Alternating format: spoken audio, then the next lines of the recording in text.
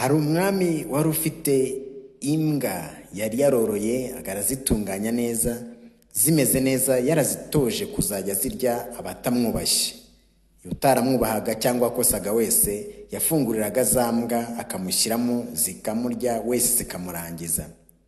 Nuko umwe mu bagaragu be aza gutanga igitekerezo kitari cyiza, umwami ntiyakishimira. Hanyuma aramubwira ati, nta kindi gisigaye, ngomba kuguha ziriya mbwa nawe zikakurya kubera yuko wankoshereje kandi sinshobora kwisubiraho. Nuko wa mugaragu aramubwira ati, mwami ndakwinginze rwose, mbabarira umpe iminsi 10 yonyine mbashe kujya gusezera ku muryango wanjye, mbashe rwose no kwisuzuma ndetse naniyunge n'Imana, nzagende nkeye meze neza. Nuko umwami arabimwemerera, amuha ya minsi 10. Wa mugaragu nawe ntago yatashye rero, ahubwo yagiye kureba umuntu warindaga za mbwa wazigaburiraga, aramwinginga ati, wambabariye ukareka rwose akaba ari njye wita kuri izi mbwa muri iyi minsi 10 nsigaje? Nuko wazirindaga arabimwemerera ati, nta kibazo, ngwino utangire nkwereke ko uzajya uzitaho. Nuko wa mugaragu atangira kuzitaho, arazimenyereza, akazigaburira, agakina nazo, akazikoraho, akazoza, akazitunganya, akazikorera byose. Nuko ya minsi 10 ishize, asubira ku mwami kugira ngo nyine ahabwe igihano nk'uko cyari cyarateganijwe. Nuko umwami arekuriramo wa mugaragu, ariko imbwa ntizamurya, ahubwo zikamukorakoraho, nazo zikamwegera zishaka gukina nawe. Umwami ategereza yuko imbwa zizamurya, reka shwida, araheba. Nuko bimurambiye niko kubwira abari bamushyizemo ati, nimugarure uwo mugaragu wanjye.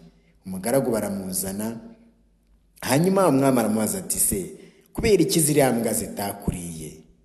Nuko umugaragu aramusubiza ati, nyakubahwa, ziriya mbwa uko zireba kuriya, mu minsi 10 wampaye kugira ngo njye gusezera ku muryango, naragiye mbana nazo nzitaho.